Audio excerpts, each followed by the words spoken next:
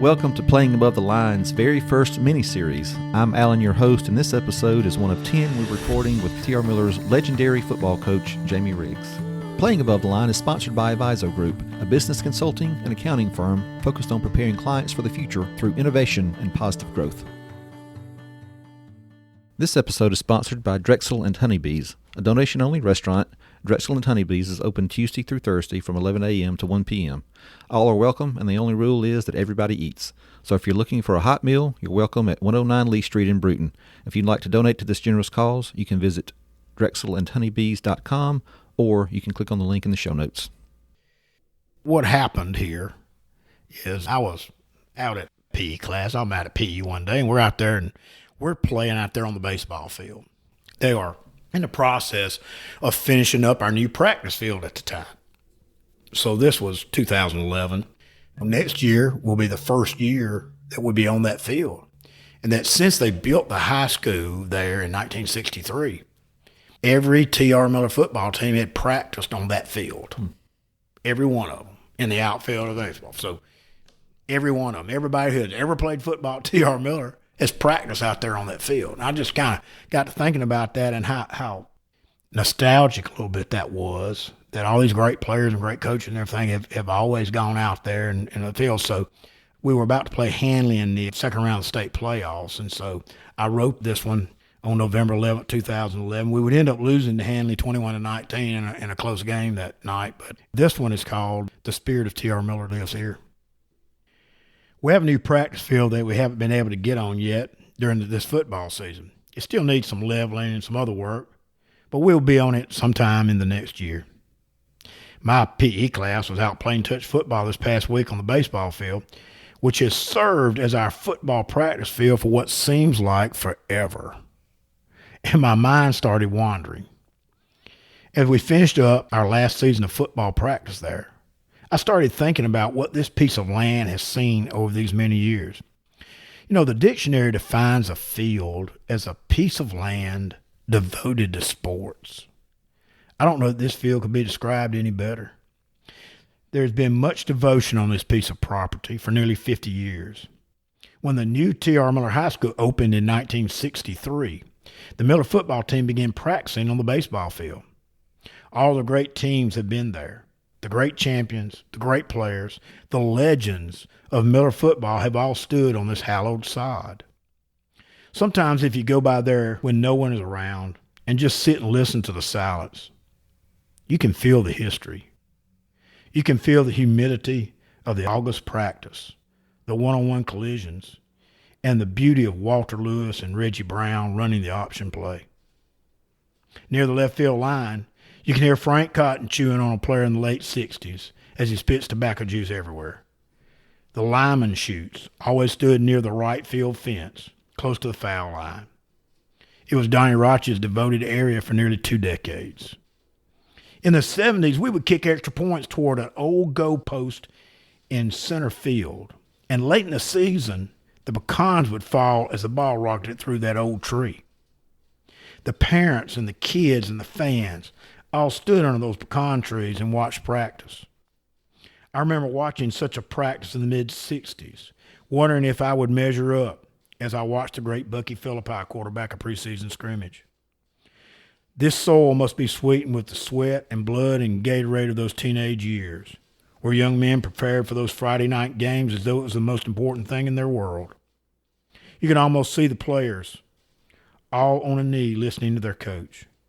He is talking about pride in being a Miller Tiger and how tough the opponent is and the Herculean effort it will take to win on that upcoming Friday night. Then suddenly it happened. Dow Altman splattered another runner, and the sound echoed off the brick of the football stadium amid the roar of his teammates.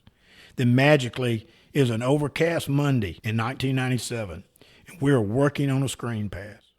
You can see from the desperate look on their faces that it is kneel week and the opponent is fierce. I want to tell them to work hard on the pass. It will be one of the great plays of the great upset. But I refuse to spoil the moment that is still 4 days away. There are 2 lines of players in all white uniforms facing each other in right field. I can tell from the helmets it's a long time ago. In the flash of a moment, I recognized a face in one of the helmets. I'm 14 years old, and it's my first tackling drill. And like most Miller Tigers in their first tackling drill, I'm pretty nervous. All at once, a vision appears in left field.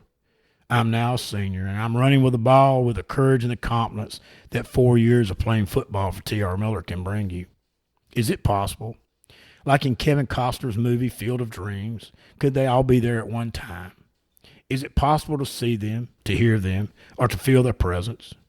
For this piece of earth was truly a field of dreams, where we learned that great things were possible if you worked and tried and cared about each other.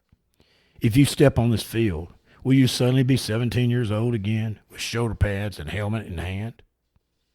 Some nights you can drive by the field and the lights will be on, but we can never find out who flipped the switch. Is there a scrimmage in progress? Is that Pat Byrne, class of 2002, I just saw throw a pass to Shine McCracken, class of 1970? Could that be Mike Sasser and the 64 team battling the 1994 state champions? All of a sudden, there's a flash going down the sideline.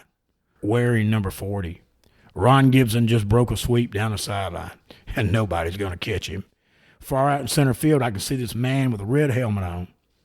He's kneeling like the nose guards of a past generation in front of the ball, just waiting on the next play. From the U-bar in front and the 72 on the side, I know it must be Frankie Sims.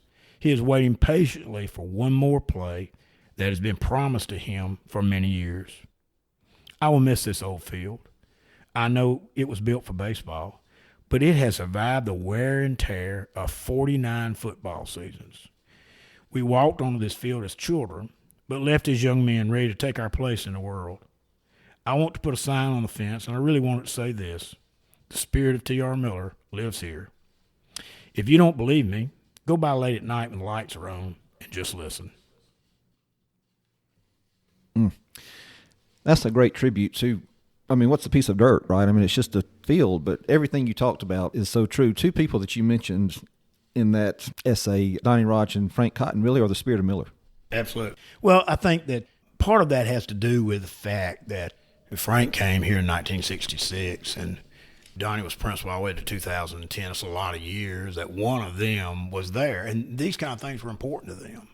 And it seemed like they knew everyone. They knew all these guys and all these players and stuff. And people would come back for homecoming and they'd see them. And they kind of helped extend that a little bit. And so I think that was important. But there is a spirit about that.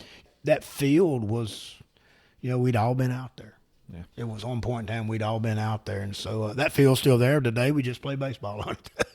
Yeah. And we did all kind of work on it, trying to keep it in good condition, because a football team practicing on a field will do some damage to it. Well, let me ask you this, because anybody that remembers Coach Roch knows that he was all about looking your best, keeping his field up. Now, so not only was he the linebackers coach, is that right? He was the offensive line coach. Yeah. Offensive line coach. He was also the head baseball coach for a number of years. So I've got to imagine there was some sort of internal battle going on within himself, because he was a football coach, but you were messing up his baseball field. So. I don't think you could put that any better. I can remember a lot of times we would go out there and we would be like running scrimmages. So usually we did most of our work from left field to center field. Okay, and we did some drill work down in right field. But if we were going to work our offense or against the defense, we would kind of do that. And I still can remember Donnie. We would be there every once in a while, and we'd be over here working everything. And he'd budge up next to me and say, "Why don't you move that ball down a little bit? We're getting we're digging up the grass a little bit too much here." So, and so we would, we would do it. So we tried to move around and do that. And, you had a rule you didn't walk on the infield anywhere, and so the football players, sometimes they get water and they got to go walk all the way around the infield to get across. But it was just part of the tradition of the thing. So we tried to take care of that field and make it last. And we must have done a pretty good job. It lasted 50 years. Did a good job. It's just a field, but it does personify the spirit of Miller. Thank you for that. We hope you enjoyed today's episode, and if you did, be sure to rate, review, and subscribe on iTunes and Spotify. It definitely helps us in the ratings, and it also makes it easier for other folks to find the podcast. And as always, a big thank you to producer and editor Carrie Wolf. Playing Above the Line is sponsored by Aviso Group. If you want to know more about who we are and what we do, you can visit our website at avisogroup.com. That's AVIZO group.com. You can also check us out on Instagram, Twitter, and Facebook. Thanks for listening.